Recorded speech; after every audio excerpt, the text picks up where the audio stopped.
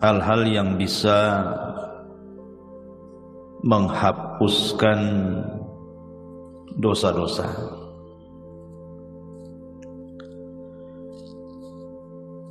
Tapi yang dimaksud di sini tentu tidak semua dosa,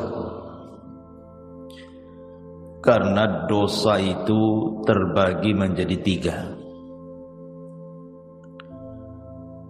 Ada dosa yang disebut dengan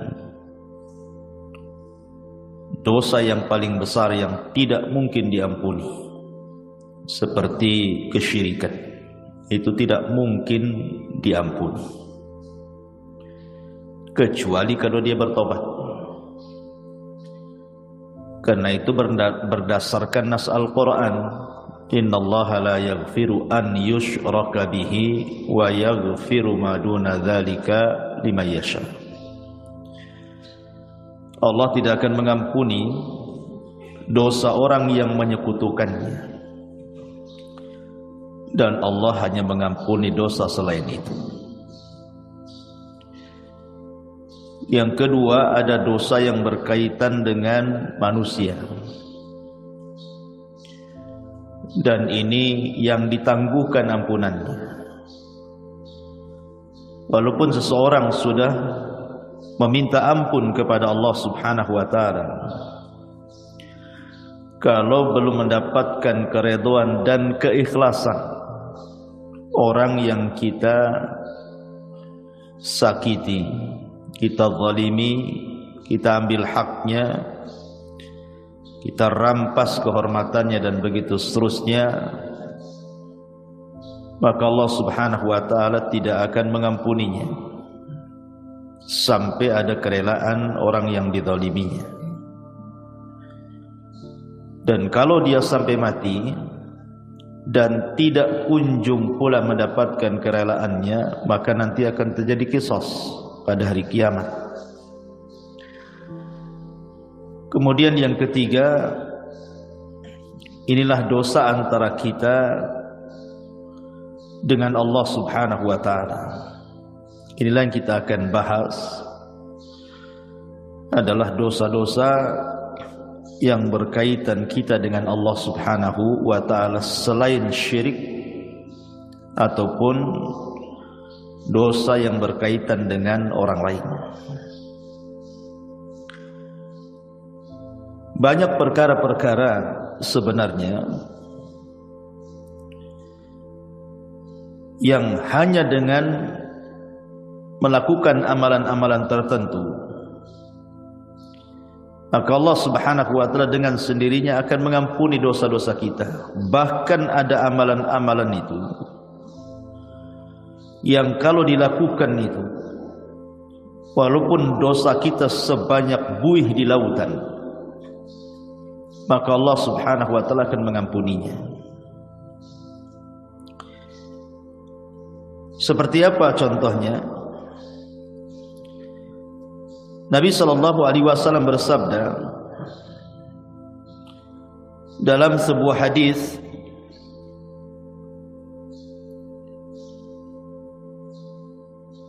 yang dikeluarkan oleh Imam Muslim dan yang lainnya, ketika menyebutkan riwayat tentang dosa-dosa yang akan diampuni walaupun dosa itu sebanyak buih di lautan. Kata Nabi sallallahu alaihi wasallam,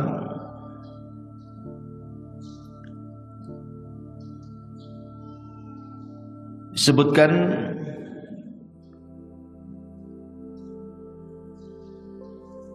Taib.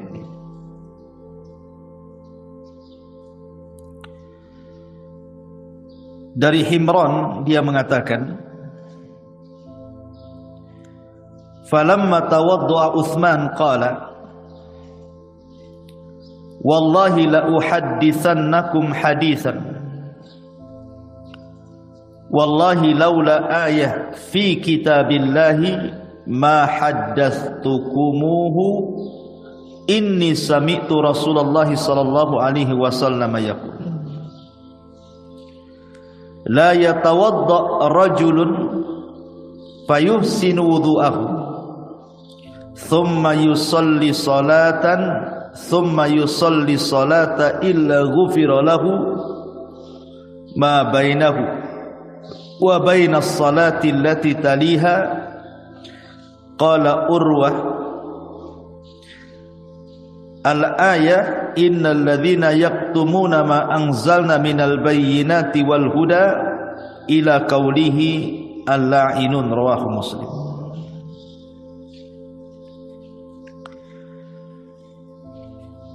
Dari Himran dia mengatakan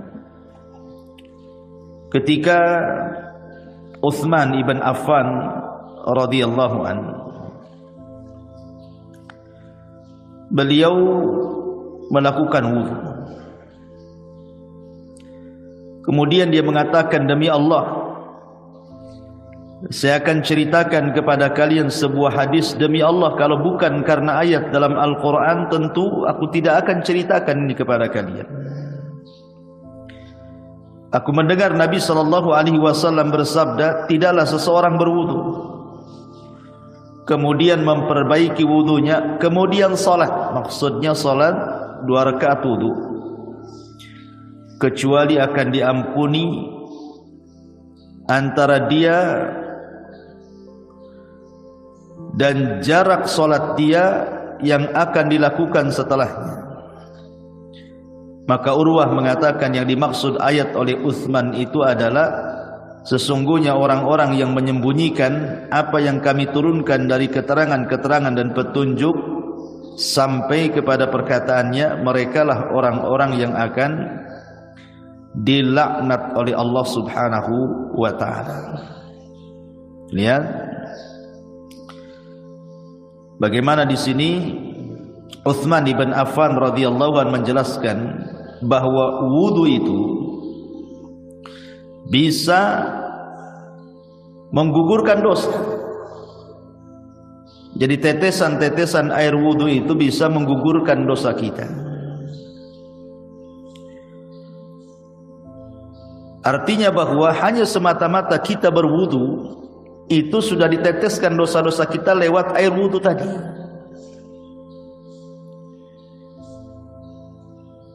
Bahkan Nabi SAW juga mengatakan dalam riwayat Muslim dari Abi Hurairah radhiyallahu anhu, man sabbahallaha fi duburi kulli salatin thalathan wa thalathin wa hamidallaha thalathan wa thalathin wa kabbarallaha thalathan wa thalathin fatilka tis'atan wa tis'un wa qama tamamul mi'ati la ilaha illallah wahdahu la syarika lah lahul mulku wa lahul hamdu wa huwa ala kulli syai'in qadir ghufirat khatayahu wa in kanat mithla zabadil bahri. Jadi kalau seandainya wudu tadi Bu itu sudah menggugurkan dosa, semata-mata ibu wudu itu bisa menggugurkan dosa tuh dari air-air wudu itu. Kemudian ibu melaksanakan sholat wajib. Setelah sholat wajib itu kan ada zikir Bu. Lihat bagaimana keutamaan zikir ba'da sholat itu. Barang siapa yang bertasbih setiap selesai sholat 33 kali, maksudnya ucapan subhanallah, kemudian mengucapkan alhamdulillah 33 kali, kemudian mengucapkan takbir Allahu Akbar 33 kali, maka jumlahnya 99 kali, digenapkan dengan la ilaha illallah wahdahu la syarikalah lahul mulku wa lahul hamdu wa huwa ala kulli syai'in qadir, kecuali akan dihapuskan kesalahannya walaupun sebanyak buih di lautan. Jadi jangan pernah meremehkan zikir setelah sholat tuh.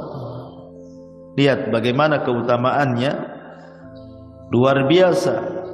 Siapa yang bisa menghitung buih di lautan? Tidak ada. Tapi Nabi SAW mengatakan walaupun dosa kita seperti buih di lautan akan diampuni. Kemudian contoh yang lain dari Abu Hurairah radhiyallahu an, hadis ini disepakati Bukhari dan Muslim. Nabi SAW mengatakan man qala subhanallah wa bihamdi fi yaumin mi'ata marratin huttat khatayahu wa in kanat mithla zabadil bahri. Siapa yang melazimkan ucapan subhanallah wa bihamdi, kan mudah Bu ya, subhanallah wa bihamdi, sekali dengar saja hafal tuh. Fi yaumin mi'ata marrah, dalam satu hari itu 100 kali. Pamannya ibu bagilah, pagi berapa kali, siang berapa kali, sore berapa kali, malam berapa kali, pokoknya 100 kali dalam sehari. Tapi lihat pahalanya, maka akan dihapuskan kesalahannya walaupun seperti buih di lautan. Subhanallah, hanya mengucapkan subhanallah wa bihamdi 100 kali itu sudah menghapuskan kesalahan kita walaupun sejumlah buih di lautan. Atau contoh yang lainnya, hadis dari Abi Hurairah yang dikeluarkan oleh Imam An-Nasa'i dan Ibnu Hibban dalam sahihnya. Man qala hina ya'wi ila firashihi la ilaha illallah wahdahu la syarika lah lahul mulk wa lahul hamdu wa huwa ala kulli syai'in qadir la haula wa la quwwata illa billahil aliyyil azim subhanallah walhamdulillah wa la ilaha illallah Allahu akbar ghufirat lahu dhunubuhu aw khatayahu wa in kanat mithla zabadil bahri. Siapa yang menuju pembaringannya sebelum tidur, maksudnya ibu baca la ilaha illallah wahdahu la syarikalah, tidak ada sembahan yang berhak disembah kecuali Allah, dialah semata yang tidak ada sekutu baginya.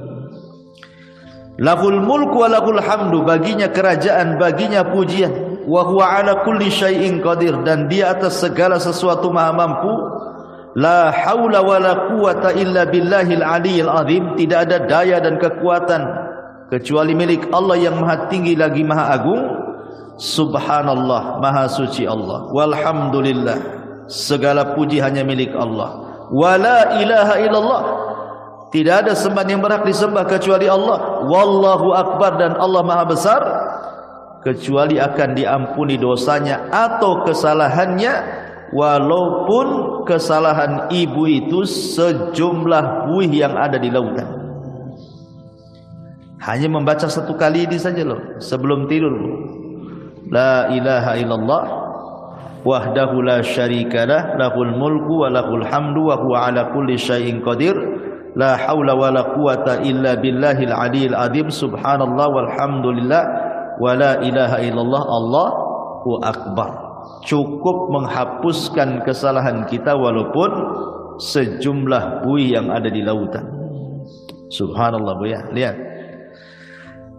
Sebenarnya amalan-amalan zikir seperti ini itu kan bisa kita lakukan. Karena zikir itu bisa dilakukan, anak kecil bisa melakukannya, orang remaja bisa melakukannya, orang dewasa bisa melakukannya, orang tua bisa melakukannya, laki-laki bisa, perempuan bisa, kapanpun bisa. Tidak harus mengeluarkan modal, yang penting dihafal, dibaca. Tapi lihat pahalanya, menunjukkan bahwa zikir itu amalan yang luar biasa. Salah satu penyebab dosa-dosa kita diampuni adalah dengan cara berzikir, baik berzikir yang sudah ditetapkan seperti setelah sholat yang saya tadi sebutkan, ataupun sebelum tidur, ataupun zikir umum tadi, membaca subhanallah wa bihamdi 100 kali. Tapi itu sudah cukup tuh menghapuskan dosa kita walaupun sejumlah buih di lautan. Luar biasa. Sebenarnya Islam itu mudah gitu ya. Cuman kita saja yang kadang-kadang sulit untuk atau malas untuk melakukannya. Zikir kan beda Bu dengan sholat. Harus ke masjid kalau laki-laki, harus ada gerakan walaupun ibu di rumah. Zakat harus pakai harta, haji apalagi capek-capek. Zikirnya hanya ngomong saja. Itu saja kadang-kadang malas kita berzikir. Tapi kita akan sebutkan beberapa amalan yang bisa menghapuskan banyak dosa. Yang pertama, bersolawat. Bersolawat kepada Nabi sallallahu alaihi wasallam. Dari Anas radhiyallahu an, Nabi sallallahu alaihi wasallam bersabda, "Man shalla alayya salatan wahidatan sallallahu biha asyra salawatin wa khutta anhu biha asyra sayyiatin wa rafa'ahu Allahu biha asyra darajat." Barang siapa yang bersalawat kepadaku satu kali, kata Rasulullah, maka Rasul akan bersalawat 10 kali kepada kita, dan kesalahan kita akan dihapus sebanyak 10 kesalahan, dan kita akan diangkat dengan 10 tingkatan. Hanya bersalawat saja Bu. Allahumma salli ala Sayyidina Muhammad. Hanya ngomong begitu. Maka Allah akan utus malaikat membawa salawat kita menuju mana? Malaikat akan datang ke kuburan Nabi. Kemudian akan memberitahukan kepada Nabi kita bahwa ada di antara umatmu yang bersalawat kepadamu. Maka Rasul akan bersalawat 10 kali kepada kita. Subhanallah. Apalah sulitnya bersalawat? Sambil jalan dari sini pulang atau tadi dari rumah ke sini, Allahumma sholli ala Muhammad, kan gak ada susah. Biasakan. Kalau bisa setiap ibu kaget itu yang dibaca. Karena saya di masyarakat itu aneh-aneh, kalau orang kaget apa pula yang diomongkan tuh. Ya. Bahkan saya punya kawan tuh, kalau kaget bilang jangkrik. Kan sayang gitu. Kaget saja jangkrik katanya. Ya Allah kan. Apa susahnya Allahumma sholli ala Muhammad daripada jangkrik yang disebut? Ya, jadi salawat itu satu kali sudah menghapuskan 10 kesalahan dari kita, mengangkat lagi 10 derajat dari kita. Rasul pula bersalawat 10 kali kepada kita. Ini yang pertama. Yang kedua adalah al-istighfar. Astagfirullah, astagfirullah, dan itu Bu ya. Kan mudah itu istighfar, sambil sini jalan pulang itu kan bisa astagfirullah, astagfirullah gitu ya. Disebutkan dalam sebuah hadis, Nabi sallallahu alaihi wasallam mengatakan, "Man lazimal istighfar ja'alallahu min kulli dzikin faraja." Siapa yang melazimkan baca istighfar, maka Allah akan jadikan kesulitannya lapang. Bahkan Nabi Allah Subhanahu wa taala berfirman, "Wa man ya'mal su'an aw yadhlim nafsah thumma yastaghfirillaha yajidillah ghafurar rahima." Siapa yang melakukan kesalahan dan mendolimi dirinya, kemudian dia memperbanyak istighfar, maka Allah Subhanahu wa taala akan mengampuni dosanya, karena dia zat yang maha pengampun lagi maha penyayang. Dan lebih khusus lagi Rasul mengatakan, "Man istaghfarallaha fi duburi kulli salatin 3 marrat faqala astaghfirullah alladzi la ilaha illahu al-hayyul qayyum wa atubu ilaih ghufira lahu wa in kana qad farra minaz zahfi." Barang siapa yang mengucapkan astaghfirullah setiap selesai sholat 3 kali saja, astaghfirullah alladzi la ilaha illahu al-hayyul qayyum wa atubu ilaih, maka Allah akan ampuni walaupun dia membawa dosa pernah lari dari pertempuran. Lari dari peperangan itu Bu, dosa besar. Gak boleh orang lari dari peperangan itu, kecuali kalau musuhnya lebih banyak. Umpamanya lebih dari 3 orang, 1 melawan 3 orang, boleh lari. Tapi 1 melawan 2 orang nggak boleh lari. Sebab kalau lari dosa besar. Walaupun dia punya dosa besar, lari dari pertempuran, kalau dia istighfar 3 kali setelah sholat, Allah akan ampuni dosanya. Luar biasa. Ini yang kedua. Yang ketiga, salawatul khams, salat 5 waktu. Dari Abu Hurairah radhiyallahu an, Nabi SAW bersabda yang dikeluarkan Imam Muslim, as-salawatul khamsu wal jum'ati ilal jum'ati kafaratun lima bainahunna ma lam taghshal kabair. Salat 5 waktu dan Jumat ke Jumat adalah kafarah bagi dosa-dosanya selama dia tidak menenggelamkan diri dengan dosa besar. Sekarang ini Bu, melakukan dosa kecil itu mudah sekali. Kalau dulu mungkinlah ya melakukan dosa kecil tetapi agak sulit gitu ya. Tapi kalau sekarang ini hampir tiap hari kita melakukan dosa kecil Bu. Karena setiap kita ini punya handphone masalahnya. Terkadang di handphone itu kan nengok YouTube, nengok Facebook, nengok TikTok ya kan, atau apalah gitu ya. Terkadang nengok aurat di situ, entah laki-laki entah perempuan. Ya, yang di iklan-iklan lewat gitu kan. Kadang-kadang yang lewat di iklan itu kan enggak pakai jilbab juga tuh.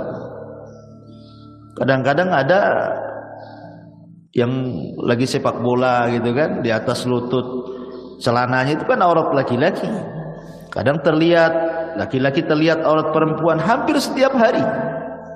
Entah di iklan, entah di apa gitu kan. Itu kan termasuk dosa kecil. Maka kalau seseorang kemudian melanggengkan sholat 5 waktu, maka sholat dari zuhur ke asar, asar ke maghrib, maghrib ke isya, isya ke subuh, subuh ke zuhur, itu di antara selang waktu sholat wajib ke wajib berikutnya itu menghapuskan dosa.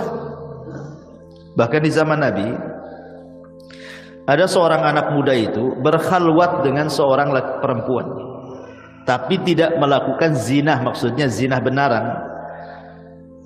Hanya mungkin ya pegang-pegang, peluk-peluk, cium-cium gitu saja kan. Tapi tidak sampai zina besar. Tapi di mata para sahabat, dosa yang seperti itu sudah dianggap dosa besar itu. Nyesel dia. Datang dia kepada Nabi.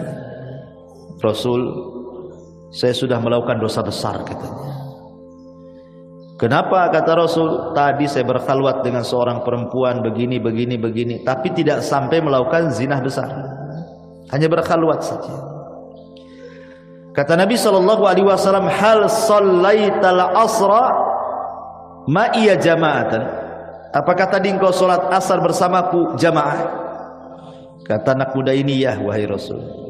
Apa kata Rasul? Idhab faqad ghafarallahu lak. Pergi kamu, Allah sudah ampuni dosamu. Kenapa? Karena Allah mengatakan innal hasanat yudhibna sayyi'at. Bahwa kebaikan-kebaikan itu bisa menghapuskan keburukan. Baik, selanjutnya apa lagi? Sedekah.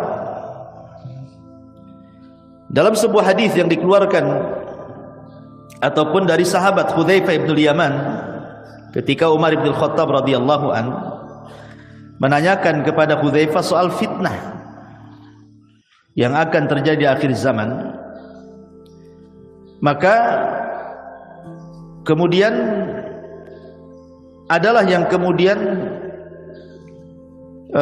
Hudzaifah bin Yaman mengatakan,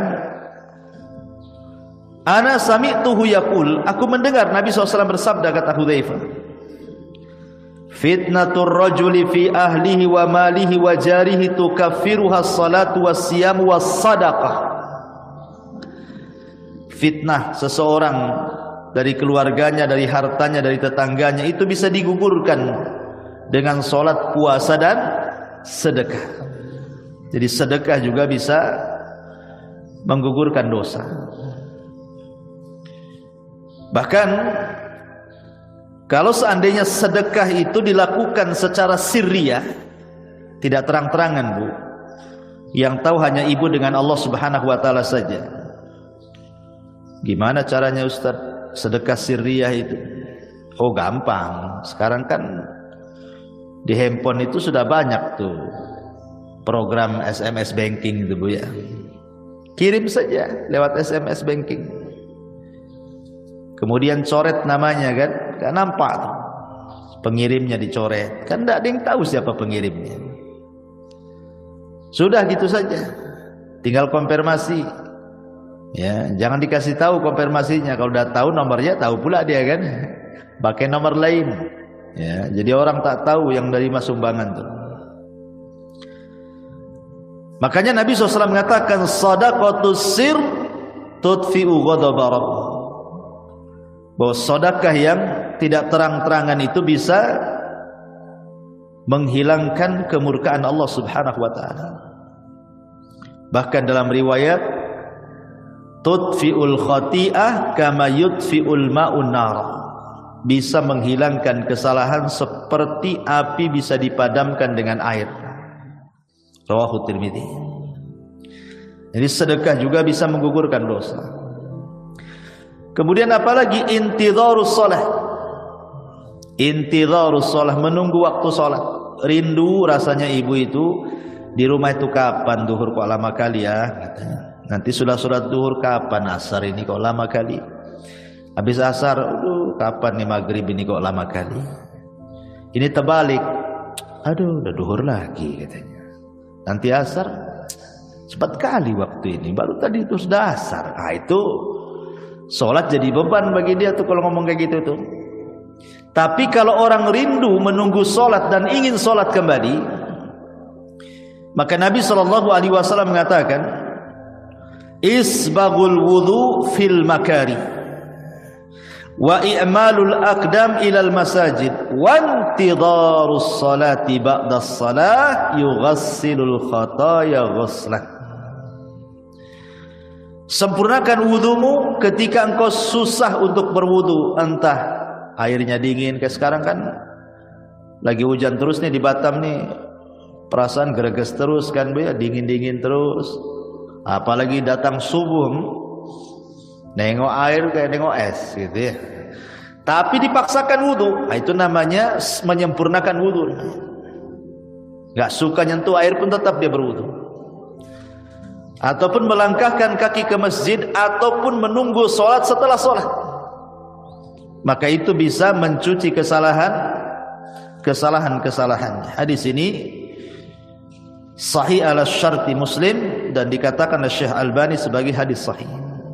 Jadi menunggu salat ke salat itu bisa menggugurkan dosa. Kemudian apalagi seseorang yang terkena penyakit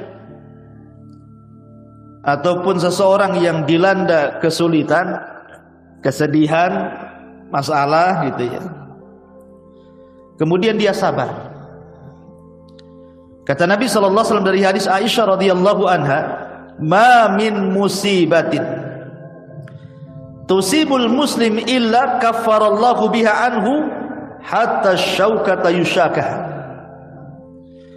Rawahul Bukhari. Tidaklah sebuah musibah menimpa seorang muslim kecuali Allah Subhanahu wa taala akan jadikan itu kafarah bagi dia, penghapus dosa-dosanya. Sampai kepada duri yang menancap sekalipun kalau dia sabar. Umpamanya ibu nih jalan kaki dari sini, tiba-tiba kok ada lah yang nancap itu, entah tusuk sate gitu ya, atau mungkin duri tanaman. Kemudian ibu merasakan sakit, tapi ibu tidak ngeluh, ibu sabar gitu ya. Alhamdulillah, mudah-mudahan ini jadi penghapus dosa gitu ya. Nah itu bisa menghapuskan dosa tuh ya. Tapi jangan ditusukkan, ambil peniti, tusukkan pula kan itu. Nah itu sengaja ditusuk-tusukkan. Tak boleh itu menyakiti badan, karena badan ini milik Allah. Dari ujung rambut sampai kaki itu milik Allah, tidak boleh disakiti. Kalau kita disakiti oleh diri sendiri, sengaja ambil peniti dicolokkan gitu ya ke badan kita, berdosa kita. Karena badan ini amanah Allah, milik Allah semuanya, harus dijaga. Ya. Kemudian juga mengucapkan alhamdulillah setelah makan, Bu. Ibu makan nih, makan apa saja, entah makan nasi, entah makan bakso, entah makan mie, entah makan apa sajalah ya. Yang penting setelah makan, ibu mengucapkan alhamdulillah. Man akala ta'aman thumma qala alhamdulillah. Barang siapa yang mengucapkan alhamdulillah setelah dia makan, maka ghufira lahu ma taqaddama min dzambi wa ma ta'akhkhar. Dia akan dihapuskan dosa-dosanya yang telah dan yang berlalu. Subhanallah. Hanya mengucapkan alhamdulillah saja habis makan, Bu. Itu sudah bisa menghapuskan dosa, kan luar biasa. Apalah susahnya alhamdulillah habis makan. Ya.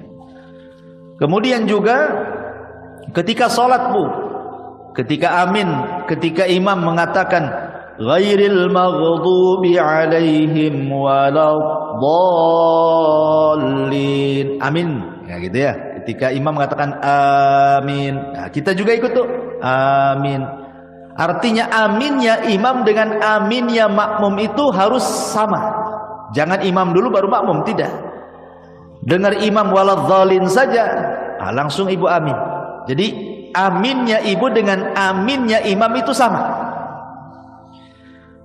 Maka kata Nabi SAW, idza ammanal imam fa'aminu fa innahu man wafaqa ta'minahu ta'minal malaikati ghufira lahu ma taqaddama min dzambi. Ya. Apabila imam mengucapkan amin, maka aminlah. Maka barang siapa yang cocok antara aminnya ia dengan aminnya makmum, setara gitu ya, sama-sama, kemudian bertepatan pula dengan aminnya malaikat, maka akan diampuni dosa-dosanya. Coba ngucapin amin saja loh diampuni dosanya, luar biasa. Ya, tapi yang benar, jangan kayak anak-anak amin kayak gitu ya. Jadi harus ada wazannya amin itu. Amin itu dibaca dua wazan, Bu. Bisa menggunakan wazan fa'ilun, ya, atau fa'ilun. Dibaca amin atau amin. Nah, dua bacaan, Bu. Amin itu dua bacaan. Ala wazni fa'ilun atau fa'ilun gitu ya. Bisa dibaca amin ataupun amin. Nah, dua-duanya boleh. Karena arti amin itu artinya ya Allah kabulkan doaku. Allahumma istajibli, itu arti amin itu. Jadi jangan main-main dengan amin itu, karena amin itu meminta kepada Allah agar doa kita dikabulkan dalam sholat. Kemudian juga contoh amalan yang lain adalah al-masyu ilal masajid, melangkah ke masjid. Itu pun termasuk yang bisa menggugurkan dosa. Seperti hadis yang tadi saya baca, isbagul wudu alal makarih wa kathratul khuta ila al masajid. Ghufira lahu ma taqaddama min dhanbi. Kemudian juga yang selanjutnya, bagi laki-laki al-muhafadhati ala salatil jum'ah, yang menjaga salat Jumat. Karena Rasul mengatakan al-jum'atu ila al-jum'ati kafaratun lima bainahuma. Subhanallah. Jadi kalau seorang laki-laki melaksanakan Jumat nih, pemain Jumat ini, betul-betul dia melaksanakan Jumat. Kemudian nanti ketemu Jumat minggu depan tuh, Bu, antara Jumat sekarang dengan Jumat minggu depan itu dosa kita sudah diampuni tuh. Ya, makanya ibu dorong suami itu jangan malas-malas ke masjid untuk sholat Jumat kalau datang Jumatan itu. Cepatlah bang ke masjid biar dapat unta. Nanti kalau terakhir nggak dapat tuh telur ayam pun tidak dapat gitu ya. Kemudian juga yang bisa menghapuskan dosa adalah kafaratul majlis, Bu. Ingat, Ibu ya, kafaratul majlis itu penting, Bu. Ibu umpamanya datang ke arisan atau mungkin datang ke kondangan, atau ibu main ke rumah kawan, entah berdua, entah bertiga, entah berempat, ngobrol lah ibu di situ sambil makan rujak, ya kan? Nanti Bu setelah pulang, Bu selesai mau balik nih Bu ya, jangan lupa Bu baca kafaratul majlis. Subhanakallahumma bihamdika asyhadu an la ilaha illa anta astaghfiruka wa atubu ilaik. Kata kawannya, kayak ustad aja katanya. Ini habis ngaji ya. Bukan kafaratul majlis, bukan penutup kajian. Kafaratul majlis itu penutup majlis. Kenapa Bu disarankan membaca kafaratul majlis? Yang namanya orang ngobrol bertiga, berempat, apalagi orang rame Bu, terkadang adalah yang keseleo ngomong tuh. Entah keseleo akhirnya bicarakan orang, entah terlalu kasar nyinggung orang yang ada di situ. Coba bayangkan, coba ibu datang ke rumah kawan tak ada dosa, tahu-tahu ngobrol di situ jadi punya dosa. Akhirnya apa? Gibain orang, atau mungkin tersinggunglah orang yang ada di situ dengan ucapan ibu gitu ya, atau dengan intonasi ibu disangka ibu marah, jadi orang nggak enak kan. Nah, supaya hilang dosa-dosa di majelis itu Bu, pulang tak bawa dosa, berangkat tak bawa dosa, gitu maksudnya. Supaya pulang pergi itu betul-betul tak bawa dosa. Jangan pula berangkat tak bawa dosa, pulang pula bawa dosa. Nah, itu pentingnya kafaratul majlis. Kemudian juga ibu kalau dengar azan Bu, kan di situ apa namanya, ada doa. Ya, doa apabila ibu mendengar suara muazzin. Kata Nabi SAW, biasakan kalau umpamanya ibu kan setelah membaca, kata Rasul kalau muazzin bilang Allahu Akbar ya kita Allahu Akbar kan itu ya, sampai kepada hayya ala taini ya, hayya ala shalah ya al falah, kan tidak sama tuh jawabannya. Ibu membaca la haula wala quwata illa billah, habis itu kemudian membaca doa azan kan, Allahumma rabb hadhihi da'wati tamah sampai selesai. Selepas itu ibu membaca asyhadu an la ilaha illallah wahdahu la syarikalah wa anna muhammadan abduhu wa rasuluhu raditu billahi rabbah wa bi muhammadin rasulah wa bil islami dina ghufira lahu min dzambihi. Kalau ibu membaca selepas mendengar azan asyhadu an la ilaha illallah wahdahu la syarikalah wa anna muhammadan abduhu wa rasuluh raditu billahi rabba wa bi muhammadin nabiyya atau rasula wa bil islami dina, maka akan diampuni dosa-dosanya. Coba hanya ngomong begitu saja diampuni dosa-dosanya ya. Kemudian juga at-tasamuh wal af, at-tasamuh wal af, memaafkan orang dan berlapang dada dari orang. Karena dalam sebuah ayat surah Al-Imran ayat 133 sampai 134 Allah mengatakan, wasari'u ila maghfiratin min rabbikum wa jannatin arduhas samawati wal ardu uiddat lil muttaqin. Bersegeralah kalian kepada keampunan Rabb kalian, karena sorga seluas langit dan bumi diperuntukkan untuk orang-orang yang bertakwa. Siapa orang yang bertakwa di sini? Alladzina yunfikuna fis sarra'i wadh dharra wal kadhiminal ghaidh wal 'afina 'anil nas wallahu yuhibbul muhsinin. Orang yang bertakwa yang disediakan sorga seluas langit dan bumi itu, yang akan mendapatkan ampunan itu adalah orang-orang yang berinfak baik dalam kondisi senang ataupun susah, dan orang-orang yang menahan emosi dan mudah memaafkan manusia. Tahan emosi, kalau lagi marah tahan, itu bisa menghapuskan dosa Bu. Jadi kalau ada orang yang menyakiti ibu, tiba-tiba ibu dimarahi orang, digibai orang, ya ibu manusiawi kan, pasti mau marah kan itu. Tapi ibu tahan-tahan marahnya. Ketika ibu menahan marah itulah dosa ibu diampuni itu. Apalagi sampai memaafkan, kasih uzur, sudahlah, saya maafkan, memang dia gitu sih, biasalah dia gitu. Dimudahkan gitu ya, disederhanakan masalah, jangan dibesar-besarkan, nanti jadi tengkar. Itu saja bisa menghapuskan dosa. Kemudian yang lain juga bacaan tahlil Bu, bacaan la ilaha illallah. Kata Nabi SAW, man qala la ilaha illallah wahdahu la syarika lahul mulku wa lahul hamdu wa huwa ala kulli syai'in qadir fi yaumin mi'ata marrah. Barang siapa yang mengucapkan la ilaha illallah wahdahu la syarika lahul mulku wa lahul hamdu wa huwa ala kulli syai'in qadir, dalam satu hari itu 100 kali, Bu. Apa kata Rasul? Kanat adlu asyri riqabin wa kutibat lahu mi'atu hasanatin wa muhiyat anhu mi'atu sayyiatin. Maka sebanding dengan memerdekakan 10 budak, akan dicatat 100 kebaikan, akan dihapus 100 kesalahan. Masya Allah ya. Ibu merdekakan budak dari mana duitnya, Bu? Cukup membaca ini saja 100 kali sama dengan ibu merdekakan budak 10 budak.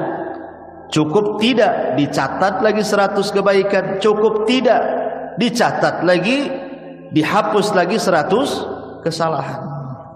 Hanya ngomong begini, Bu ya. 100 kali ibarat kita infak gitu ya untuk memerdekakan. Harga budak tuh tak tahu sekarang berapa tuh ya. Tapi cukup membaca ini 100 kali saja sudah sama dengan memerdekakan 10 budak. 100 kesalahan dihapus, 100 kebaikan dicatat. Subhanallah. Termasuk juga, Bu, salatu rakaataini, salat 2 rakaat apabila ibu melakukan dosa. Ibu habis gibah nih di tetangga nih. Lama pula gibahnya setengah hari.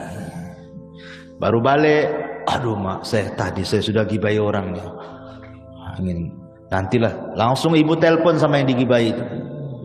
Saya minta maaf loh, tadi saya yang gibahi anti loh. Minta maaf ya. Habis itu ngomong sama kawan-kawan yang satu majelis tuh, saya nggak ikut-ikut loh katanya. Nah, ibu langsung sholat 2 rakaat tuh, sholat tobat namanya ya. Maka kata Nabi SAW, ma min abdin aznaba dzamban fayuhsinu tuhur thumma yaqumu fayusalli rak'ataini thumma yastaghfirullah illa ghufirallah.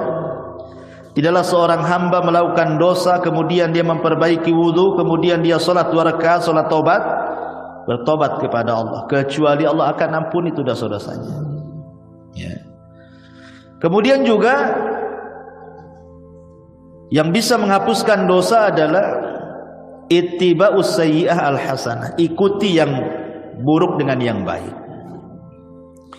Jadi kalau seandainya satu hari ini kita melakukan keburukan, maka buatlah satu hari ini juga melakukan kebaikan. Boleh jadi mungkin satu hari ini ibu tidak sadar marahi orang. Orang yang dimarahinya mungkin ya kita tidak tahu apakah dia menerima atau tidak gitu kan. Tapi mungkin ibu melakukan hal yang sama. Buatlah kebaikan di situ juga. Kalau tadi marah-marah, sekarang ngomong yang baik-baik, yang santun-santun sama orang gitu ya. Jadi imbangi itu keburukan dengan kebaikan.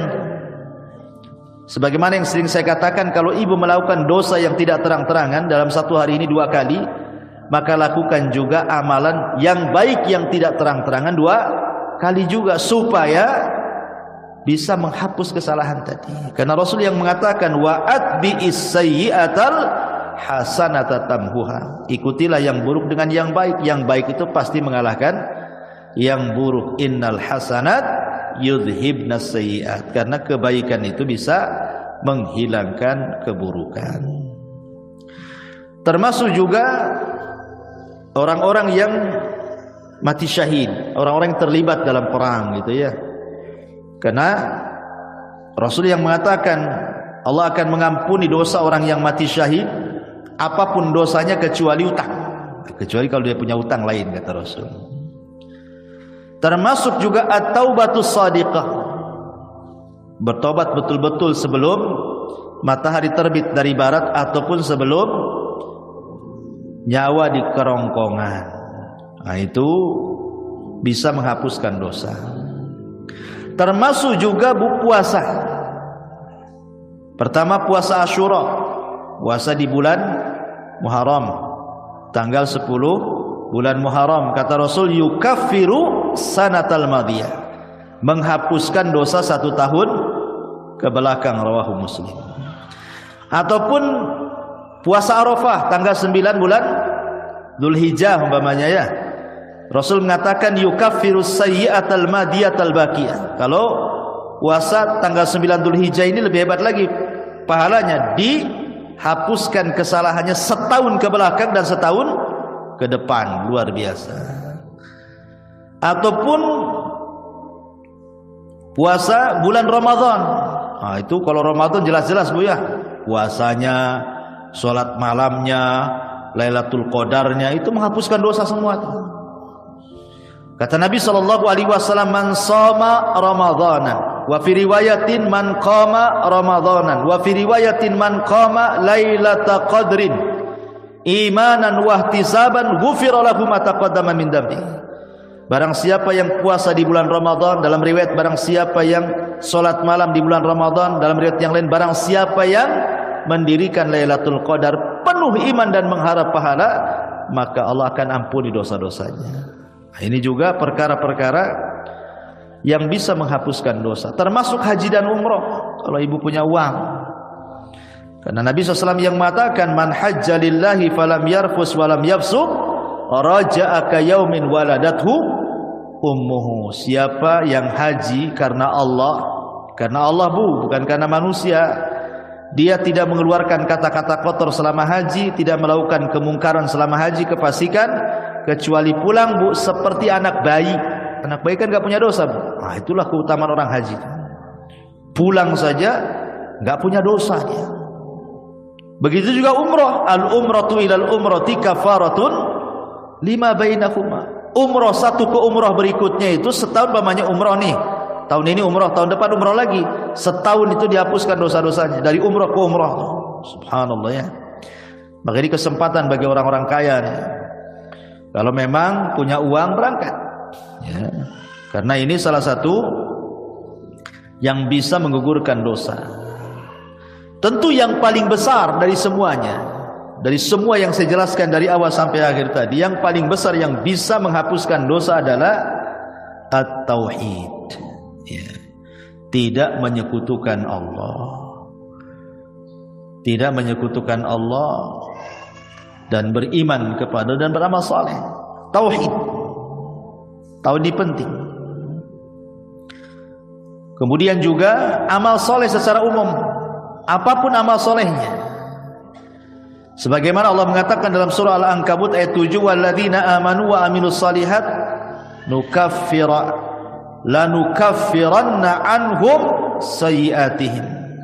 Orang-orang yang beriman dan beramal saleh, sungguh kami akan menggugurkan kesalahan-kesalahan mereka, termasuk berusaha menjauhi dosa-dosa besar. Dalam surah An-Nisa 31 Allah mengatakan in tajtanibu kaba'ira ma tunhauna anhu nukaffiru ankum sayyi'atikum. Jika kalian menjauhi dosa-dosa besar, syirik, zina, minum khamar dan begitu seterusnya, apa yang telah dilarang, maka kami akan gugurkan dari kalian kesalahan kalian. Termasuk juga berusaha menjadi orang yang takwa, menjalankan perintah, menjauhi larangan gitu ya. Karena Allah mengatakan wa man yattaqillaha yukaffir anhu sayyi'atihi, barang siapa yang bertakwa kepada Allah maka Allah akan hapuskan dosa-dosanya. Dan juga penting taubah as-sadiqah, betul-betul bertobat dengan tobat yang jujur. Tapi kalau seandainya ini berkaitan dengan dosa besar, maka ada tambahan, bukan hanya sekedar amalan-amalan yang saya tadi sebutkan. Kalau berkaitan dengan dosa besar, ada lagi tambahan. Pertama, ikhlas, niat ingin bertobat. Yang kedua, al-iqla', betul-betul melepas dosa dan meninggalkan. Yang ketiga, an-nadam, menyesal, kenapa saya melakukan dosa. Yang keempat, aqdul azmi, betul-betul berjanji tidak mungkin kembali ke dosa itu. Kemudian yang kelima, ikuti dosa yang sudah dilakukan dengan kebaikan supaya dosanya bisa terhapuskan. Dan kalau itu berkaitan dengan hak adami, hak-hak manusia, maka kembalikan. Pernah ngambil, balikin apa yang sudah diambil. Pernah zalimi, minta keridhaannya agar dimaafkan kezalimannya. Dan begitu seterusnya. Ma'asyiral muslimat yang dimuliakan Allah Azza wa Jalla. Adapun tentang keutamaan taubat sendiri, bertobat kepada Allah Azza wa Jalla. Yang pertama, taubat itu menjadi penyebab Allah itu suka dengan kita. Makanya ada doa, Allahumma ij'alni minat tawwabin waj'alni minal mutatahhirin. Setiap kita habis wudu itu kan, ya Allah jadikan aku termasuk orang-orang yang bertobat dan termasuk orang-orang yang bersuci.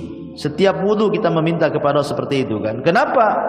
Karena Allah mengatakan innallaha yuhibbu tawwabin wa yuhibbul mutatahhirin. Karena Allah suka dengan orang-orang yang tobat dan suka dengan orang-orang yang bersuci. Ya. Yang kedua, bahwa tobat itu menyebabkan Allah mengampuni kesalahan kita dan menerima amalan kita. Dengan tobat itu Allah akan memaafkan kesalahan kita dan menerima amalan kita.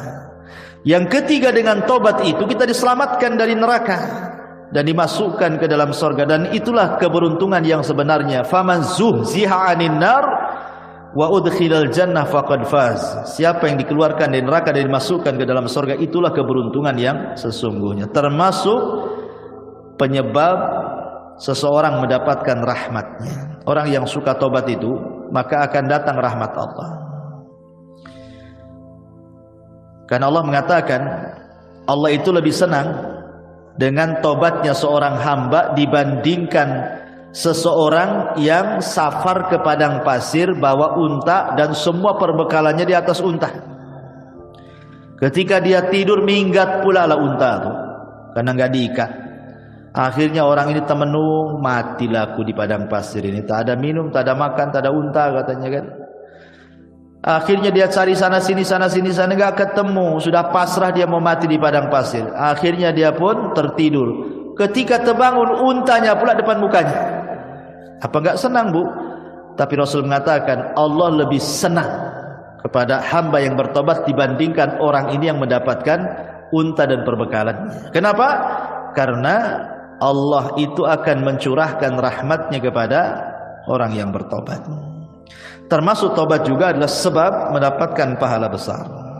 Dan termasuk tobat juga adalah mendapatkan banyak kebaikan setelah keburukan yang dilakukannya. Baik, ma'asyiral muslimat yang dimuliakan Allah Subhanahu wa taala, intinya bahwa seorang hamba itu tidak boleh bosan untuk mencari rahmat Allah Subhanahu wa taala. Karena walaupun malaikat, Bu, malaikat itu hamba yang tidak pernah bermaksiat kan, Bu. Tapi Adam itu adalah makhluk yang bermaksiat. Tetapi Allah Subhanahu wa taala muliakan Adam dibandingkan malaikat kan, Bu. Adam bermaksiat, kemudian bertobat. Malaikat bertobat terus, tak pernah maksiat. Tapi Allah muliakan Adam. Kenapa? Perhatikan hadis Nabi sallallahu alaihi wasallam. Kata Nabi sallallahu alaihi wasallam, "Walladzi nafsi biyadi, law lam tudhnibu la dhahaballahu bikum wa la jaa biqaumin yudhnibun fayastaghfirunallaha fayaghfiru lahum." Demi zat yang jiwaku di tangannya, kata Rasul, seandainya kalian tidak melakukan dosa seperti malaikat, anggaplah kalian seperti malaikat, tidak punya dosa, tidak pernah melakukan dosa, tentu Allah akan binasakan kalian semua. Dan akan didatangkan sebuah kaum yang berdosa, kemudian minta ampun kepada Allah, Allah pun ampuni dia. Kenapa? Karena Allah suka dengan orang yang bertobat. Lah macam mana orang bertobat kalau tak punya dosa? Kan bertobat tuh karena punya dosa, kemudian dia bertobat. Allah suka tuh dengan orang yang bertobat. Tapi jangan disengaja buat dosa, nanti tak sempat pula bertobat. Ya. Jadi maksudnya di sini adalah lihat bagaimana keutamaan orang yang bertobat kan. Karena memang Allah Subhanahu wa ta'ala sudah memang melekatkan kepada anak Adam itu pasti berbuat dosa. Kullu bani Adam khatta'un wa khairul khatta'ina tawwabun, kan itu. Setiap anak Adam itu pasti dosa. Pasti melakukan dosa. Kalau ada ibu yang mengatakan saya tidak pernah berbuat dosa, kadzabti, dusta ibu ini. Dustakan orang yang mengatakan saya tidak pernah berbuat dosa. Karena dosa itu macam-macam. Tetapi sebaik-baik orang yang melakukan dosa, tobat. Ya, bertobat kepada Allah Subhanahu wa ta'ala. Ma'asyiral muslimat yang dimuliakan Allah Azza wa Jalla, yang jelas bahwa ingat, sebesar apapun dosa kita, sebesar apapun dosa kita, walaupun sampai membumbung ke langit sekalipun, sampai ke awan lah dosa kita itu saking banyaknya. Kalau kita datang betul-betul menghadap Allah ingin bertobat, apa dalam hadis qudsi itu? Allah katakan, ya ibadi, lau dhunubuka ananas sama, thumma astaghfartani ghafartu laka ala ma kana minka wala ubali. Hei anak Adam, sekalipun dosamu melambung sampai ke langit, kata Allah, tapi kau datang kepadaku dengan ikhlas ingin bertobat, ku ampuni, aku enggak peduli, kata Allah. Lihat bagaimana luasnya rahmat Allah Subhanahu wa ta'ala. Sampai Amr bin As ini kan Bu, seorang sahabat, dia baru masuk Islam setelah 20 tahun. Dia sama dengan Khalid bin Walid tuh, 20 tahun baru masuk Islam. Setelah lewat Islam 20 tahun baru masuk Islam tuh, Khalid bin Walid, Amr bin As, dan ada satu kawannya itu, 3 orang. Khalid bin Walid langsung masuk Islam, berbaiat kepada Rasul. Amr bin As pula ragu-ragu. Kata Rasul, kenapa kau ragu-ragu, hai Amr? Apakah kau ragu-ragu dengan agamaku? Kata Rasul, kata Amr, bukan itu wahai Rasul. Aku ingin masuk Islam tapi ada syaratnya, kata Amr. Kata Rasul, apa syaratnya? Begini Rasul, kau tahu apa yang sudah kulakukan kepadamu dan sahabatmu. Sampai ketika kaum muslimin hijrah ke Habasyah juga, Amr bin As yang melobi Najasyi untuk memulangkan. Kau sudah tahu dosaku banyak wahai Rasul. Saya siap masuk Islam. Pertanyaannya, aku minta syarat. Kata Rasul, apa syaratnya? Seandainya aku masuk Islam, maukah kau berdoa kepada Allah agar dosa-dosa yang selama ini kulakukan kepadamu dan sahabat-sahabatmu Allah ampuni? Rasul pun tersenyum dan mengatakan, ya Amr, innal Islam yahjubu ma qabla. Amr, Islam itu menghapuskan dosa-dosa sebelum Islam. Sebagaimana taubat itu tahjubu ma qabla, menghapuskan dosa-dosa sebelum taubat. Artinya nikmat Allah, rahmat Allah itu luas. Di zaman Bani Israel ada 99 orang dibantai oleh preman. Tapi dapat hidayah, preman ini ingin bertaubat. Datang dia kepada seorang rahib, jahil pula rahib ini. Rahib, Pak Pendeta, saya ingin masuk bertobat nih, saya sudah membunuh 99 jiwa nih, macam mana cara nebusnya nih? Kata pendeta itu, oh nggak bisa, kau dosamu udah banyak.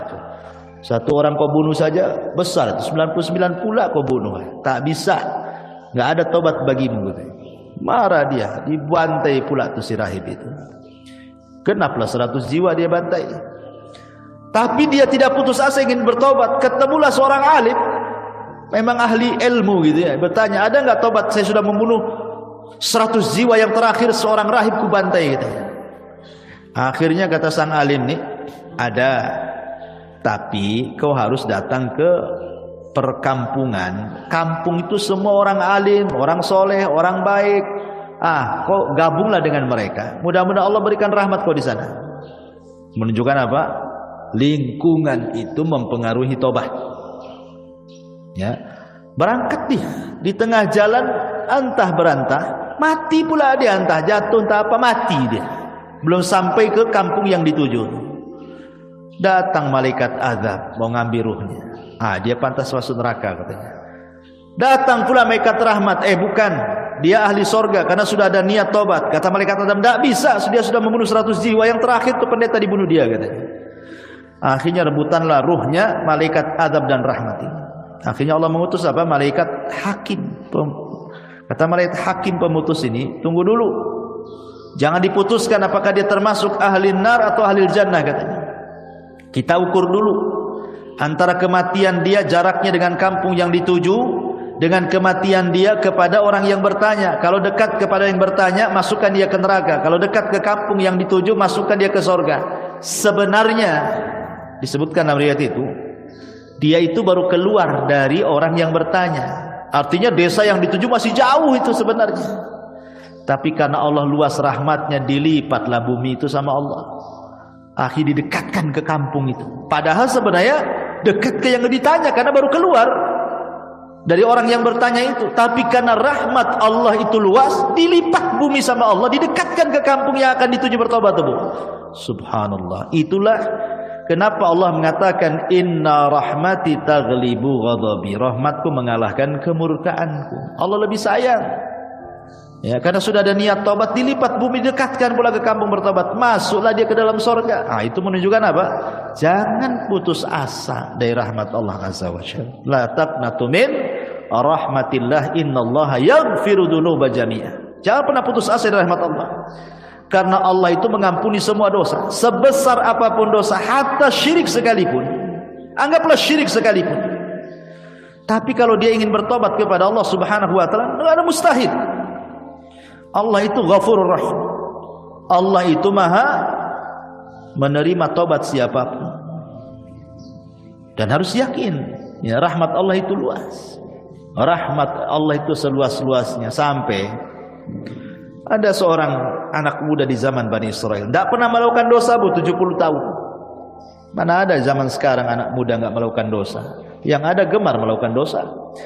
Jadi ada anak muda di zaman Bani Israel itu 70 tahun dia tak berbuat dosa, Bu. Meninggal dia. Berdiri di pintu sorga. Kata Allah, masuk kau ke dalam sorga dengan rahmatku. Kata anak muda itu, enggak mau saya. Saya ingin masuk sorga dengan amalanku, katanya. Kata Allah, masuk kau ke dalam sorga dengan rahmatku. Tidak, saya tidak akan masuk sorga dengan rahmatmu, tapi saya ingin masuk sorga dengan amalanku. Kalau memang aku pernah berbuat dosa, kemudian kau ampuni dosaku, kau masukkan aku ke sorga dengan rahmatmu, wajar. Aku loh tidak pernah berbuat dosa, masa dengan rahmatmu aku masuk sorga? Aku ingin masuk sorga dengan amalanku, kata Allah. Baik, hitung berapa amalmu. Dihitunglah amalannya itu. Rupanya setelah dihitung amalannya tidak sebandinglah dengan satu nikmat Allah yang Allah berikan kepadanya berupa penglihatan. Takut dia tak masuk sorga. Akhir mengatakan, ya Rabb, sudahlah, nggak apa-apa, masukkan aku ke surga dengan rahmatmu saja, katanya. Nah, lihat. Jadi rahmat Allah itu luas. Jangan stres. Banyak orang yang stres gara-gara pernah melakukan dosa, ingin tobat, kayaknya Allah sudah tutup pintu tobat. Enggak, Allah itu beda dengan manusia. Kalau manusia kita sakiti, kita jengkeli, ya kan, Bu? Kemudian kita datang ke rumahnya, ngetuk pintu, tadi buka-buka sama dia. Tapi kalau Allah berbeda. Kalau kita hari-hari mengetuk pintu langit, minta ampun kepada Allah, Allah lah setiap hari loh, sepertiga malam akhir loh, menawarkan ampunannya kepada kita. Hei hamba-hambaku, kata Allah, man yad'uni fa astajibana, wa man yas'aluni fa u'tiya, wa man yastaghfiruni fa aghfirullah. Siapa yang berdoa aku kabulkan, siapa yang minta aku kasih, siapa yang minta ampun ku ampuni. Tiap malam, tiap sepertiga malam Allah mengatakan seperti itu. Ada kesempatan setiap hari. Dan hebatnya Allah itu, Bu, salah satu di antara sifat Allah itu atau nama-nama Allah itu ada sitir. Allah itu memiliki sifat sitir. Sitir itu apa, Bu? Menutup aib kita. Kita melakukan dosa di malam hari, Allah tutup pula aib kita di siang hari. Kita melakukan dosa di siang hari, Allah tutup aib kita di malam hari. Kurang apa Allah itu coba? Sudah kita berbuat dosa kepada Allah, dia pula tutupi aib kita. Karena mulianya manusia itu karena ditutup aibnya sebenarnya. Coba kalau seandainya orang itu dibongkar aibnya, Bu, nggak ada orang menghormati orang itu, pasti meletakkan pasir semua di atas kepalanya. Imam Ahmad saja ngomong begitu. Ketika murid-muridnya datang kepada Imam Ahmad lagi belanja tuh di pasar tuh. Kata murid-muridnya, ya Imam, biar kami bawa barang-barangmu ke rumah, kau jalan kaki saja, kau kan guru kami, katanya. Kata Imam Ahmad, enak saja kau ini, katanya. Kau kan nggak tahu aibku saja, kata Imam Ahmad. Kalau kau tahu aibku, Allah bongkar aibku, pasti kau letakkan pasir di atas kepalaku. Aku dihormati itu karena Allah tutup aibku, katanya. Semua manusia, mau ustadznya, mau santrinya, mau awamnya, mau menterinya, mau presidennya, mau siapapun manusia di dunia ini, Bu, kalau sempat Allah bongkar aibnya, nggak ada manusia itu dihormati sama sekali. Jangankan itu, gara-gara ngomong satu kali kepeleset, Bu, yang tadinya ditokohkan, dibanggakan, dipuji, ngomong pula di YouTube salah, kepeleset, menghina anu, menghina ini, dia dibully sama netizen, habislah dia, Bu. Itu baru kepeleset satu tuh, sudah dihabiskan ya, nggak dihormati lagi, dicaci maki yang ada itu sama netizen. Gimana kalau satu umur dia betul-betul ditampakkan aibnya? Ya Allah ya Rabb, tidak ada manusia yang mulia di hadapan manusia. Bersyukur kita punya Allah itu maha sitir. Ya, sudah kita berbuat dosa, Allah tutup pula. Alhamdulillah. Dan habis itu Allah kasih pula peluang kita bertobat. Enak, Bu. Kalau ibu buat salah sama saya, Bu, ibu minta maaf, paling jawaban saya, nantilah tengoklah. Kalau pantas dimaafkan, saya maafkan. Kalau tak pantas, ya tak saya maafkan. Nah itu kalau kita tuh. Kalau tidak, sudah kita berbuat salah sama Allah, Allah tutup aib kita, Allah kasih pula peluang tobat. Masya Allah. Allah itu Rahim, Rahman, Ghafur, ya, Latif. Luar biasa nama-nama Allah subhanahu wa ta'ala. Wallahu a'lam bishawab. Ini saja yang bisa sampaikan, Bu. Subhanakallahumma bihamdika asyhadu an la ilaha illa anta astaghfiruka wa atubu ilaik. Wallahu ta'ala alam. Assalamualaikum warahmatullahi wabarakatuh.